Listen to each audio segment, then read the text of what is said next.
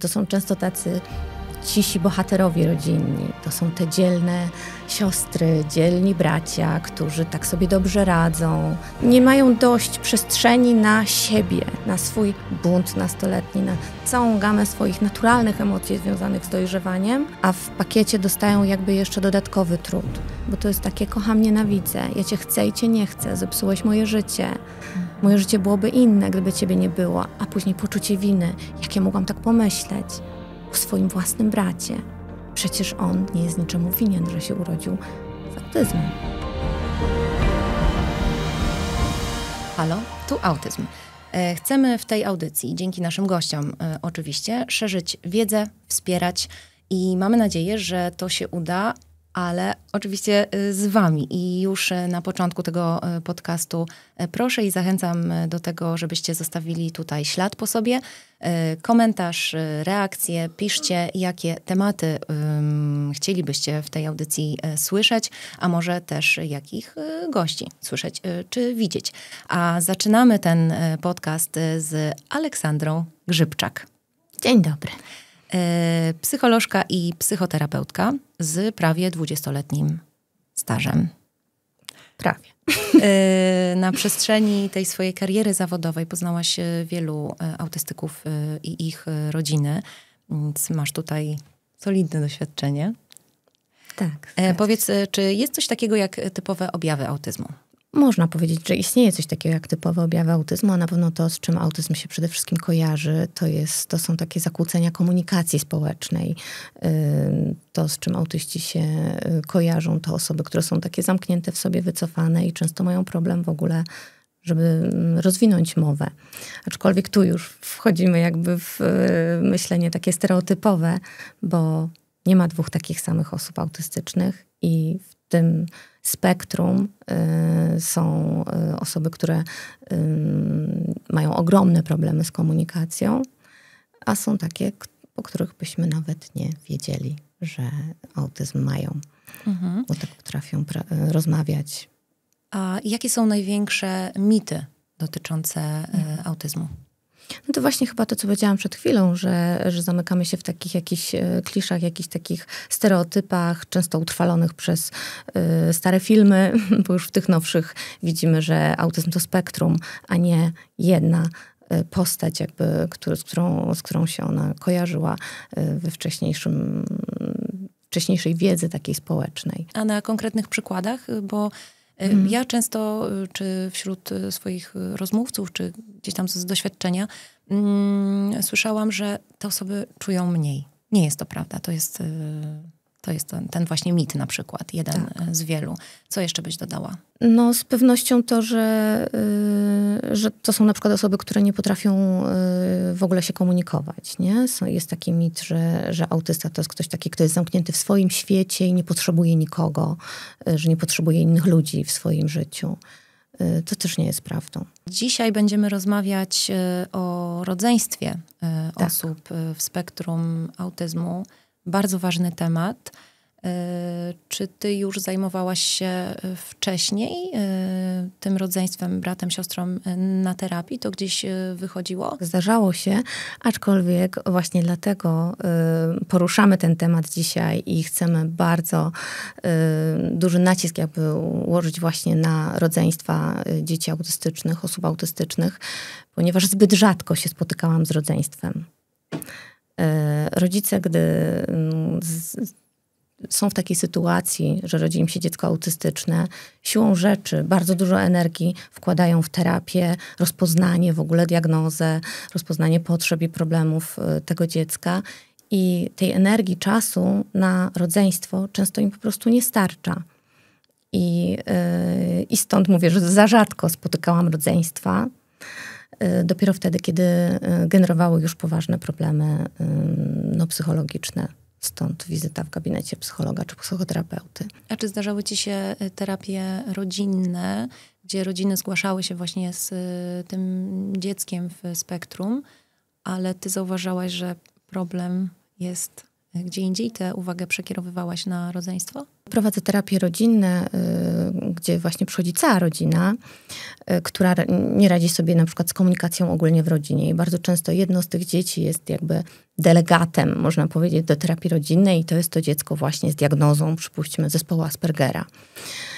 Niejednokrotnie ono jest jakby, na nim jest reflektor, uwaga rodziców, a w czasie tych spotkań rodzinnych możemy zobaczyć, jak ważne i niecelowo, ale przez przytłoczenie sytuacją są problemy tego drugiego dziecka, czy dzieci, bo czasem jest ich więcej. Także tak, bardzo, bardzo często się tak zdarza i cieszę się, że takie rodziny przychodzą na terapie rodzinne. To już są rodziny, które widzą, że problem jest szerzej jakby, a nie skupiamy się tylko na terapii tej jednostki, która diagnozę ma od dziecka najczęściej, tylko widzimy, że problem jest też w całym systemie rodzinnym. I cały ten system rodzinny potrzebuje wsparcia. Właśnie nie tylko autysta, tylko i jego siostra, brat i rodzice. Rodzice to też jest bardzo pojemny, ciekawy i ważny temat. No, dzisiaj skupiamy się na rodzeństwie. Jakie im towarzyszą emocje i zjawiska? Parentyfikacja jest jednym z nich. Jakie to są sytuacje? Jakbyś mogła bardziej obrazowo opowiedzieć, z czym oni się mierzą w domach? Nie chciałabym też wejść w jakieś stereotypowe mówienie, więc będę się starała tego nie zrobić. Ale no, jest tak często, że w tych rodzinach jest bardzo duży nacisk na pracę z dzieckiem autystycznym. W związku z czym zdrowy brat czy siostra dostają mniej uwagi, a trochę więcej zadań. Czasem wchodzą w role opiekuńcze, takie mocno zaradcze. To są często tacy cisi bohaterowie rodzinni. To są te dzielne siostry, dzielni bracia, którzy tak sobie dobrze radzą, mimo iż mają trudno w domu, bo brat czy siostra autystyczni sprawiają dużo trudności, powodują, że nie wiem, że są nieprzespane noce na przykład, nie? Jeżeli taka autystyczna osoba ma problemy ze snem, no to wtedy często nie śpi cała rodzina, więc to rodzeństwo również. I to powiedziałaś o zjawisku parentyfikacji. To jest takie zjawisko, które oznacza, że taki młody człowiek, dziecko, wchodzi trochę w rolę rodzica. Przejmuje troszkę jego zadania i jest niejednokrotnie za to chwalony, dostaje dużo dobrego jakby, no właśnie słyszy o sobie: och, ty moja kochana, dzielna córeczko, ty mój silny synku. I to podtrzymuje ten schemat, że te dzieciaki po prostu biorą na siebie za dużo i nie żyją swoim własnym życiem. I to jest jakby kolejny problem obok parentyfikacji, że ci młodzi ludzie często jakby nie mają dość przestrzeni na siebie, na swój rozwój nastoletni, na swój bunt nastoletni, na całą gamę swoich naturalnych emocji związanych z dojrzewaniem, a w pakiecie dostają jakby jeszcze dodatkowy trud, który jest związany na przykład z poczuciem wstydu, z poczuciem jakiegoś zażenowania niejednokrotnie. Bardzo często słyszę od takich młodych osób, że one mają problem z tym, żeby zaprosić kogoś do domu. Na przykład mówią: ja nie wiem, co on wywinie. Ja nie wiem, co ona znowu zrobi o swojej siostrze czy o bracie, nie? Albo nie chcę jej sprawiać przykrości, bo wiem, że jest jej trudno, jak nowe osoby przychodzą do domu. To ja dla niej tego nie będę robić. Ja nie będę jej stwarzać trudu i nie będę zapraszać koleżanek do domu. Wolę się z nimi spotkać u nich. Albo gdzieś na mieście, albo w ogóle. Także takie uczucie. Co radzisz takim osobom? Jak wygląda terapia takiego młodego człowieka? Terapia w dużej mierze polega w ogóle na daniu przestrzeni na te wszystkie emocje. I to pierwsze już daje bardzo dużą ulgę młodemu człowiekowi, jeżeli on już jest w tej terapii, jeżeli on już poszedł w takie miejsce, czy pójdzie na grupę wsparcia, gdzie usłyszy, że inni też mają tak samo, to już jest pierwszy krok, żeby pozbyć się tego wielkiego napięcia, poczuć, że nie jestem sama w tym, że są możliwe, że mogę normalnie żyć, że normalnie, że mogę mieć przyjaciół, mogę mieć swoje życie, mogę się sprzeciwiać rodzicom, tak jak moi koledzy, koleżanki. I to zrozumienie, to przyjęcie tych emocji już jest ogromnym odbarczeniem dla takiego młodego człowieka. Bo jakby nie zmienimy dzięki temu, że ono będzie w terapii, jego środowiska domowego. Ono nadal wróci do domu i tam nadal będzie brat czy siostra, którzy generują jakieś trudne zachowania i struktura rodziny, która nadal funkcjonuje tak, jak funkcjonowała. To też trzeba jakby wiedzieć, nie? Że to jesteśmy w stanie pomóc temu młodemu człowiekowi, jeżeli to jest terapia taka właśnie indywidualna. Nie? A słowo w kierunku rodziców. Jakie są sygnały do tego, żeby dziecko właśnie skierować na taką grupę wsparcia, czy na terapię? Co powinno sygnalizować, że tutaj trzeba się zaopiekować tymi emocjami drugiego dziecka? No, ja bym bardzo chciała, żeby rodzice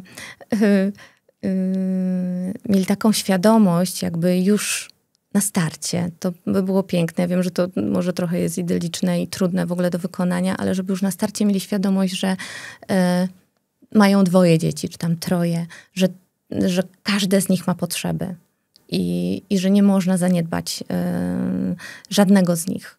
Nawet jeżeli to zdrowe dziecko nie generuje takich potrzeb jakby, prawda? Takich intensywnych potrzeb. No ale bywa, że rodzice, nawet jeżeli mają tą świadomość, to i tak zupełnie nieświadomie, na pewno niechcący, nie zauważają pewnych sygnałów. No i bywa, że dopiero wtedy, kiedy już jest naprawdę trudno, kiedy ich dzielne, zdolne, silne, zdrowe dzieci zaczynają być czasem bardzo smutne, a czasem bardzo agresywne. Nie radzą sobie z emocjami, wybuchają w jakiś taki nieadekwatny zupełnie do sytuacji sposób, co czasem trudno jest rozdzielić od naturalnego nastoletniego zachowania, ale zawsze, nawet jeśli to jest jakby zdrowa reakcja, wymaga wsparcia, wymaga zaopiekowania, wymaga też takiego pomieszczenia tych emocji nastolatka. No i właśnie dlatego rodzice w tych rodzinach mają duży trud, bo oni ten kontener swój pomieszczający mają przepełniony często. I oni już tych nastoletnich emocji, tego zdrowego rodzeństwa często nie umieją już w sobie zmieścić. I wtedy ten młody człowiek już sam często krzyczy. No, a trzeba jeszcze pamiętać, że tymi swoimi emocjami muszą się zaopiekować, co często schodzi w ogóle na ostatni plan i o tym na pewno też w kolejnych odcinkach będziemy mówić. Koniecznie. I do was, drodzy rodzice, się zwracać, że tutaj trzeba się sobą zaopiekować. Obserwujesz jakieś uwolnienie, jakąś radość, że w końcu ja mogę być jakby w tym centrum? Z jakimi emocjami się zderzasz? Jeżeli ktoś przychodzi na terapię, tak? Znaczy, jeżeli dochodzi już do uwolnienia tego, tak? Do zauważenia, bo myślę, że to jest też bardzo ważne, że w końcu oni zostają zauważeni, że ten problem zostaje zauważony. To zdecydowanie przynosi dziecku, młodemu człowiekowi ogromną ulgę i takie poczucie, że jest też ważne, że ono jest tak samo ważne, że jego sprawy nie są błahe. To, że nie wiem, coś, co wydaje się błahe w stosunku do dziecka, które ma poważne zdrowotne problemy, a tutaj dotyczy, nie wiem, kłótni z koleżanką czy innych spraw, to daje poczucie, że jestem istotny w tej rodzinie, że gram tu swoją rolę i nie mniej ważną niż pozostali członkowie rodziny. I tutaj też jest ważne, bo tak powiedziałam o tych takich negatywnych emocjach związanych ze wstydem, rozczarowaniem, ale tak sobie myślę, że istotny jest tak właściwie taki miks emocji, który towarzyszy temu rodzeństwu, bo tu się miesza uczucie jakiejś powinności wobec brata, powinność jakiejś opieki, tego, że ja powinienem być dobrym i kochającym rodzeństwem, a ten brat mnie po prostu wkurza. I to pomieszczenie tych takich naturalnie jakby dobrych emocji z tym wkurzeniem, z nienawiścią często wręcz wobec rodzeństwa chorego, powoduje ogromne cierpienie. I z tym myślę, że jest im najtrudniej wytrzymać, bo to jest takie kocham, nienawidzę, ja cię chcę i cię nie chcę, zepsułeś moje życie. Moje życie byłoby inne, gdyby ciebie nie było. A później poczucie winy. Jak ja mogłam tak pomyśleć o swoim własnym bracie? Przecież on nie jest niczemu winien, że się urodził z autyzmem.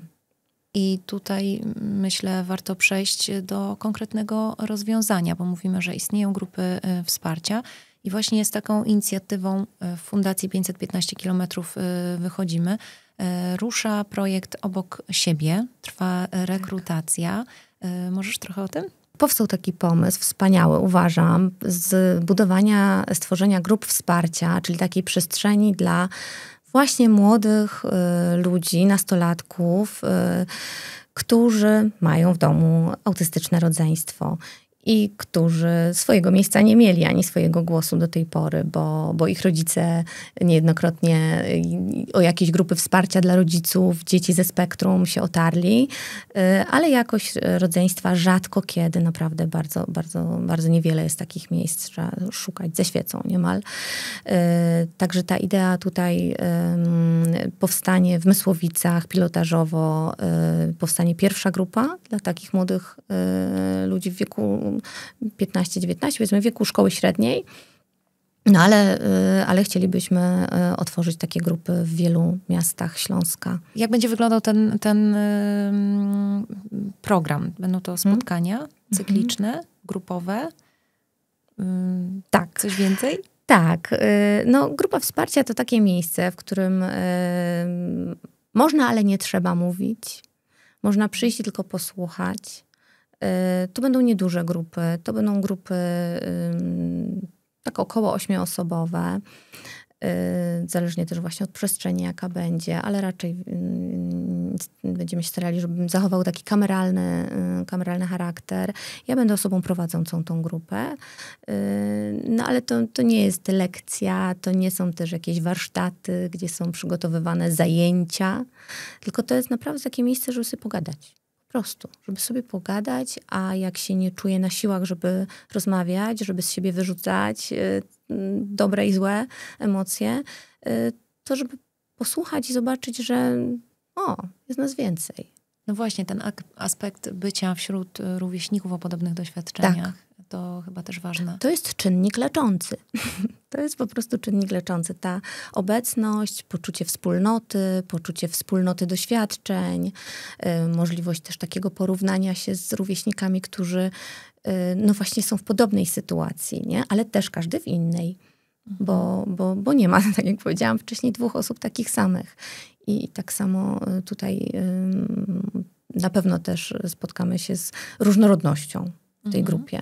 To jestem przekonana, że tak będzie. Projekt jest dedykowany nastolatkom. Właśnie dlaczego taka grupa docelowa? Tak trochę z doświadczenia to wynika, że w tym wieku chętniej młodzi ludzie chcą rozmawiać, dyskutować, spotykać się, wręcz mają taką immanentną potrzebę, żeby ciągle wszystko kwestionować poprzez dyskusję, poprzez rozmowę. I jednocześnie są w takim wieku, że bardzo potrzebują takiego lustra, jakim są rówieśnicy. I stąd pomysł, żeby ta grupa była taką pierwszą. Oczywiście, jak zobaczymy, że jest zapotrzebowanie na grupy też młodsze, to jesteśmy gotowi otworzyć też dla młodszych dzieciaków takie miejsca. No to myślę, że spotkamy się w niedługim czasie i opowiesz o tym, co ten pilotażowy projekt przyniósł.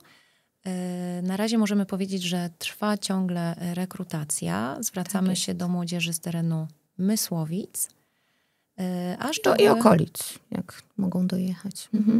A szczegóły na stronie 515km.org i na naszych mediach społecznościowych. A co z młodzieżą spoza tego regionu? Jak szukać takich grup wsparcia? Czy one w ogóle istnieją? Czy są? No właśnie z naszych fundacyjnych poszukiwań wyszło na to, że takich grup nie ma. I dlatego je będziemy tworzyć. To co w takim przypadku, jeśli dziecko zauważa problem, to znaczy ono jest tym rodzeństwem, gdzie ma szukać wsparcia, pomocy? No przede wszystkim u swoich rodziców.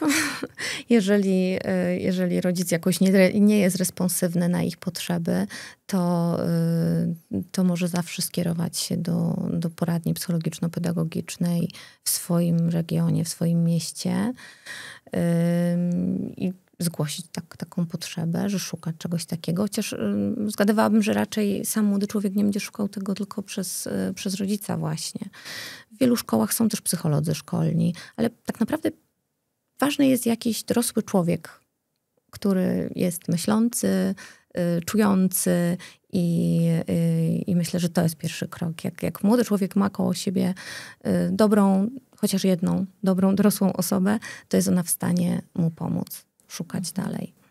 A jeśli tego rodzeństwa jest więcej, to myślisz, że jest to łatwiejsze do udźwignięcia, czy właśnie wręcz przeciwnie? Czy oni stanowią wtedy dla siebie jakieś wsparcie? Może masz takie doświadczenie ze swojego gabinetu? Nie wiem, jakie są badania na ten temat, ale z takiej obserwacji jakby wieloletniej pracy z rodzinami, to jest coś takiego, że jak jest trochę większa rodzina, to jest jakoś łatwiej. To jest łatwiej. Są mniej osamotnione te pojedyncze jakby, nie? Osoby, niż jak jest właśnie jeszcze więcej rodzeństwa. A jeszcze jakieś słowo do rodziców.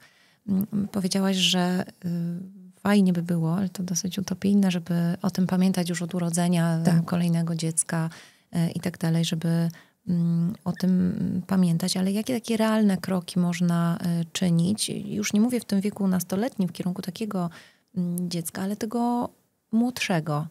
Jak się tutaj zaopiekować tymi emocjami? Jakby, żeby ono wzrastało, było wychowywane w takim poczuciu, że tak, ty też jesteś ważny, twoje potrzeby. Jak to oddzielić? Jak znaleźć w ogóle siły na to, żeby tyle samo uwagi dać jednemu i drugiemu dziecku? No to myślę, że to są trudne tematy. Taki przepis znać na to. Ale myślę, że istotne jest, żeby z jednej strony taką standardową, bym powiedziała, edukację emocjonalną prowadzić z każdym dzieckiem, jakie przychodzi na świat. Z tym, że z tym dzieckiem, które ma chore rodzeństwo, czy rodzeństwo z różnymi zaburzeniami, na przykład właśnie rodzeństwo w spektrum autyzmu, to dziecko potrzebuje też takiej dodatkowej psychoedukacji, żeby ono rozumiało, że na przykład brat, który krzyczy, to na przykład nie krzyczy na nie. Żeby ono rozumiało też, te dzieci wiedzą więcej, bo one mają doświadczenia inne. No i nie zawsze rodzic musi zostawać z tym sam. Rodzic też może, bo to tak mówię, tak jakby to każdy rodzic teraz wiedział, że to tak to muszę zrobić. No wiem, że nie. Dlatego fajnie, żeby uderzali wtedy, czy do poradni psychologiczno-pedagogicznych, które są takim pierwszym jakby bastionem, gdzie można uzyskać informacje, czy szukać właśnie w fundacjach stricte pomocy, jak psychoedukować, jak sobie poradzić. No i w gabinetach psychologów, którzy w tym jakby siedzą temacie, nie? Żeby pomóc rodzicowi, pomóc dziecku. W zaopiekowaniu, zajęciu się osobą w spektrum wiem, że ważne są na przykład rytuały. Może ten schemat przełożyć też na dzieci, ustalić sobie na przykład jakiś rytuał wspólnego robienia czegoś codziennie, tylko we dwoje czy we troje, jeżeli jest para rodziców, czy jakiś dzień tylko dla ciebie. Nie? Może takie przykłady. Ja uważam, że w ogóle jakość jest ważniejsza niż ilość czasu spędzonego z dzieckiem. I tu tak mogę mówić szerzej, już nie tylko o takiej rodzinie, która ma dziecko z autyzmem, ale to się tyczy właściwie każdego rodzica, który ma więcej niż jedno dziecko. Że ważne jest, żeby mieć taki czas 1 na 1 ze swoim dzieckiem. I nieważne, czy się ma dziecko jedno, czy 4, żeby dać sobie chociażby 15 minut, ale bardzo jakościowo, dobrze spędzonego czasu z tym dzieckiem. Żeby każdego dnia z nim rozmawiać, choćby to były krótkie rozmowy, ale żeby czuć, że jest cały czas ten kontakt z dzieckiem. Więc to mogą być rytuały, tak jak mówisz. Może być, nie wiem, czwartkowe obiady z córeczką, czy piątkowa piłka z synem. I dzieci bardzo sobie cenią taki czas, który jest tylko ich. I będą sobie pilnować, będą mówiły, ale to jest mój dzień. Dzisiaj idziesz ze mną. I na pewno się wtedy będzie czuło też ważne i istotne. Ja nieraz też słyszałam od dzieci właśnie tych zdrowych. W ogóle miałam kiedyś taki przypadek, że przyszła pani właśnie z dzieckiem zdrowym, mówiąc tak, że on też chciał iść do psychologa, bo jego siostra ciągle chodzi. I tak się zaczęła jakby nasza przygoda, ale to dziecko, nieduże, bo on miał chyba 7 czy 8 lat, powiedział, hej, to jest nie fair. Czemu ona ciągle chodzi? Ona ma takie fajne zajęcia, ja też chcę. No i mama odpowiedziała na to. Nie powiedziała mu, weź przestań, ty jesteś zdrowy. Tylko powiedziała, dobrze kochanie, znajdziemy dla ciebie twoje miejsce. No i to była bardzo taka optymistyczna historia. Okay. Czyli tutaj taka pełnia zrozumienia, otwartość na wszystkie swoje dzieci. Tak. Co ja sobie zdaję sprawę, że my tu sobie dywagujemy, a no życie jest życiem i to są trudne tematy, a tym trudniejsze, jeżeli to jest niepełna rodzina. A takich przypadków też jest bardzo dużo. Tak, to niestety jest bardzo trudny temat. No ale jest tak, że jak rodzi się dziecko w rodzinie z trudnościami zdrowotnymi, to jest to bardzo trudne do udźwignięcia i to generuje kryzys. To jest po prostu kryzys w rodzinie, każdorazowo. I jak z tego kryzysu rodzina wychodzi, to już zależy od indywidualnych zasobów tej pary, jako małżeństwa i każdego z osobna. No i niestety bardzo często się zdarza, że ten kryzys się przeciąga i powoduje rozpad rodziny. I jest to taka rzeczywistość właśnie, jest taka prawda, że bardzo wiele tych rodzin się rozpada i to generuje kolejny jakby trud, już tu myśląc o tym nastoletnim dziecku, że oprócz tego, że w rodzinie jest autystyk, to jeszcze jest rozwód. Więc to jest kolejny temat, który może być na takiej grupie wsparcia wspólnym tematem dla niejednego dziecka, myślę. Może nawet dla większej części. A więcej jest takich rodzin niepełnych, prawda? Kiedy jest właśnie ta osoba w spektrum niż pełnych. To wynika z twojego doświadczenia. Znaczy tak z mojego doświadczenia wynika, że częściej się te rodziny rozpadają albo są w takim permanentnym kryzysie. Że rodzice są jeszcze ze sobą, ale są, jak to się mówi, dla dzieci. Ale żyją osobno, mentalnie. I młody człowiek to czuje. I to może piętrzyć jeszcze te problemy. Konflikty, młodego człowieka. I domyślam się, że może być taka faza nawet obwiniania tej osoby z zaburzeniem. Tak. To ty rozwaliłaś naszą rodzinę, tak. A udaje ci się zakończyć terapię sukcesem? Załagodzić ten kryzys? Pojawia się jakieś światełko nadziei w tej naszej rozmowie i nie wiem, powrót relacji na dobre tory, a może dopiero budowanie dobrej relacji między rodzeństwem, to da się zrobić? Da się. Jakby się nie dało, to myślę, że nie miałabym poczucia sensu swojej pracy. I na szczęście to się udaje.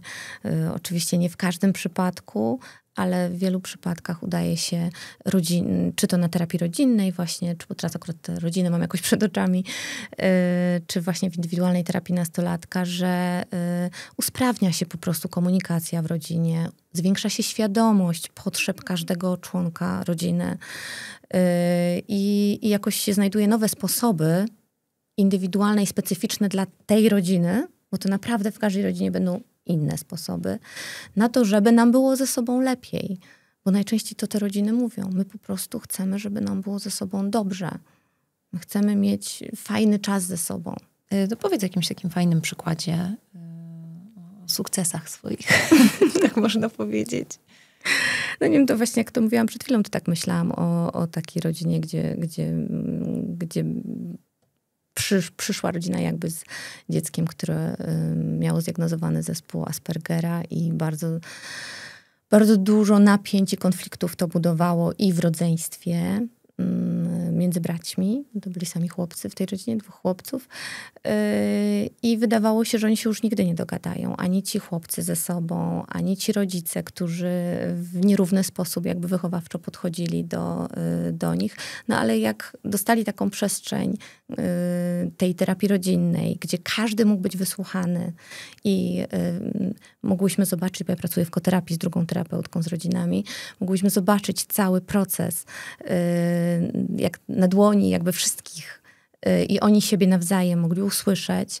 No to oczywiście nie mówię o jednej sesji, tylko latach często, na przykład 2 latach, tak, takiej pracy. To stopniowo można było zobaczyć, jak ta rodzina wchodzi jakby na dobre tory, że nie zniknęły jakby wszystkie ich problemy, ale oni sobie lepiej z nimi radzą. Mówią na przykład, że już nie ma awantur. Nie? Co było wcześniej główną przyczyną, dlaczego przyszli na terapię, bo już nie mogli ze sobą wytrzymać. Ktoś tam się wyprowadził, ktoś tam nic tylko trzaskał drzwiami. A okazywało się, że przy tej dobrej woli i mamy, i taty, i dzieciaków, choć to motywacja była zmienna, oczywiście udało się im po prostu lepiej funkcjonować. No. Ciężka praca po prostu. Rodzina to jest orka. Wszyscy o tym wiemy. Każdy z nas w jakiejś rodzinie wyrósł i tworzymy kolejne, jak to profesor Namysłowska powiedziała i w tytule książki, w wywiadzie rzeki z nią, od rodziny nie można uciec. A możesz zdradzić, jakimi metodami pracujesz? Co się w tej terapii dzieje? No można powiedzieć, że głównie rozmawiam. Tak. Na tym polega terapia. Ja jestem terapeutą psychodynamiczno-systemowym. W takiej szkole byłam i takie widzenie jakby problemów i ludzi jakby najbardziej mi odpowiada, gdzie właśnie objaw jednostki, jak już mówię właśnie o terapii rodzinnej, patrzy się na niego tak systemowo, że to nie jest tylko ta osoba, którą wystarczy teraz wyjąć z tej rodziny, ponaprawiać i już cały system będzie funkcjonował z powrotem dobrze, tylko że ten objaw mówi nam coś o dynamice całej rodziny. Tak cały czas taki jest temat odcinka, że rozmawiamy o rodzeństwie. Tak. A co dzieje się w tej terapii z samymi zainteresowanymi, nie wiem, sprawcami, motywatorami, może tak lepiej powiedzieć, tej terapii pracy, czyli osobami w spektrum? Bo domyślam się, że tutaj też się pojawia jakaś ulga. Pewnie to zależy, jakie to spektrum, ale to też jest beneficjent przecież, nie? Takiej terapii i jakiegoś lepszego bytu swojego brata czy siostry.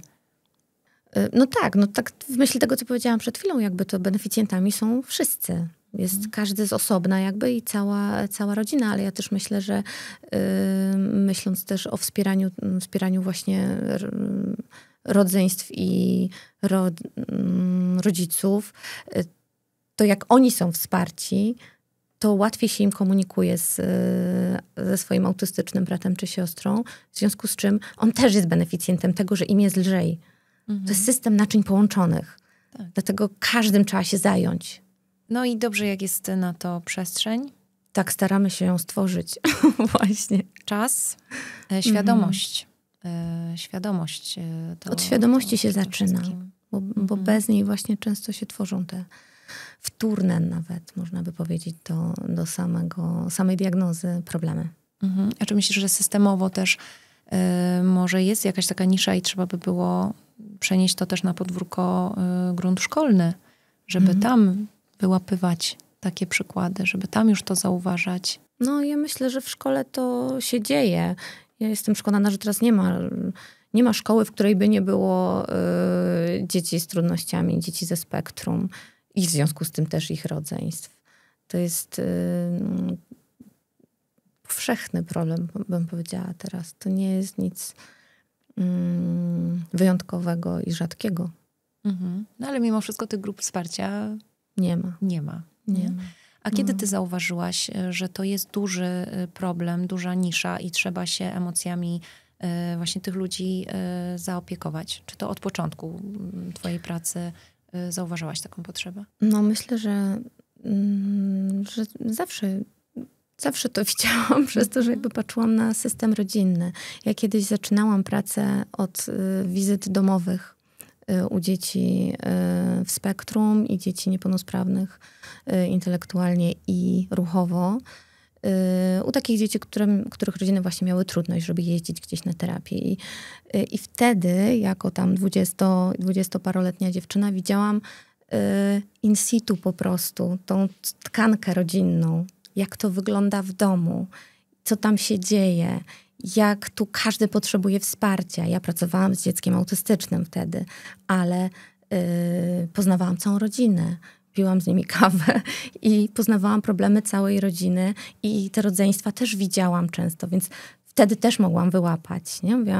Mówiłam często z tymi rodzicami, nie tylko o tym dziecku, do którego przyszłam. A możesz podać takie przykłady z gruntu domowego? Znaczy, ja takie pamiętam przykłady, że rodzice byli na przykład tak, że była ta uwaga tak bardzo na tym dziecku, do którego się właśnie przyjeżdżało, z którym się jeździło na terapię, że nie zauważali, że to drugie dziecko rozwojowo odbiega od normy.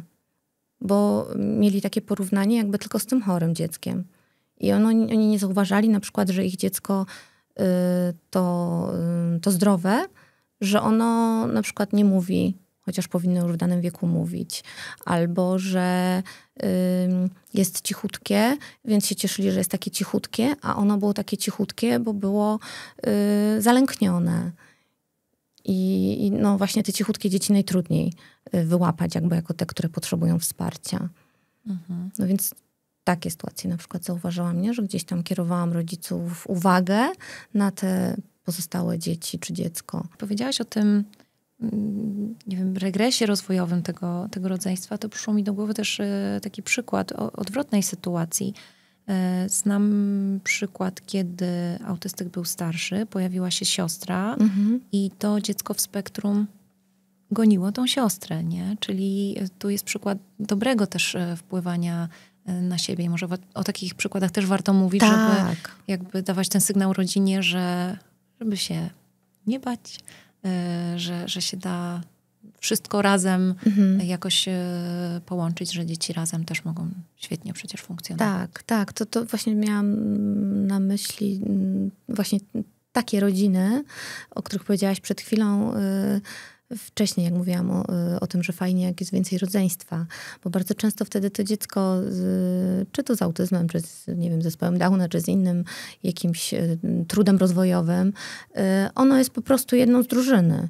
I ono nie ma tego reflektora tak bardzo na nim, tylko na wspólnocie. I na tym, że są też inne problemy i one się ciągną właśnie, w sensie te zdrowe dzieci ciągną te dzieci, które mają trudności rozwojowe do przodu. Nie bez powodu też tak się mówi, że jak ma się jedno dziecko, to masz poczucie, jakbyś miała po prostu czworo, a jak masz czworo, to czujesz, jakbyś miała w ogóle, nie? Bo one się po prostu sobą jakoś zajmują i się wspierają. No dobrze, czy coś myślisz, żeby jeszcze dodać o tych grupach, o tej grupie, którą tworzycie? Myślę, że ważne jest, żeby teraz rozszerzyć jakby tą myśl o tym, żeby zwrócić uwagę jakby na te dzieciaki, które właśnie tego wsparcia nie mają i chciałabym, żeby czy w szkołach, czy w poradniach, w miejscach, gdzie na przykład dzieci autystyczne chodzą na zajęcia, żeby mówiono o tym głośno, żeby dano szansę tym dzieciakom właśnie na to, żeby one mogły mieć też te swoje zajęcia. Mhm. Jesteś podekscytowana, że rusza taki nowy projekt? Tak. Jestem bardzo ciekawa, jak to będzie i cieszę się na to, bo wiem, że takie spotkania są bardzo budujące, wnoszące bardzo dużo dobrego i właśnie dużą ulgi uczestnikom. Więc tak, ja się cieszę na te spotkania bardzo. Poznam dużo fantastycznych, młodych ludzi, na pewno tak będzie. No to ja też się bardzo cieszę i mam nadzieję, że przyjdziesz jeszcze, opowiesz o tym, co się działo, o jakichś przykładach i o właśnie tych nowych doświadczeniach, a może ruszymy szerzej. Nie tylko na Mysłowice i okolice, ale gdzieś dalej. Przypominamy, że trwa rekrutacja do grupy pilotażowej, grupy wsparcia obok siebie Fundacji 515 km. Zajęcia prowadzić będzie Aleksandra Grzybczak. Wszystkie informacje znajdziecie na stronie 515km.org, czyli na stronie naszej fundacji, pewnie też w opisie poniżej. Za dzisiejszą rozmowę, Ola, bardzo Ci dziękuję. Ja również dziękuję. Wam dziękuję za wysłuchanie nas do samego końca albo obejrzenie. Przypominam o tym, żeby zostawiać po sobie jakieś ślady, żeby wchodzić z nami w interakcję, pisać, jakie tematy Was nurtują, o czym chcielibyście posłuchać, kogo tutaj zobaczyć albo właśnie posłuchać. Na dzisiaj to wszystko. Dbajcie o siebie i do zobaczenia za tydzień.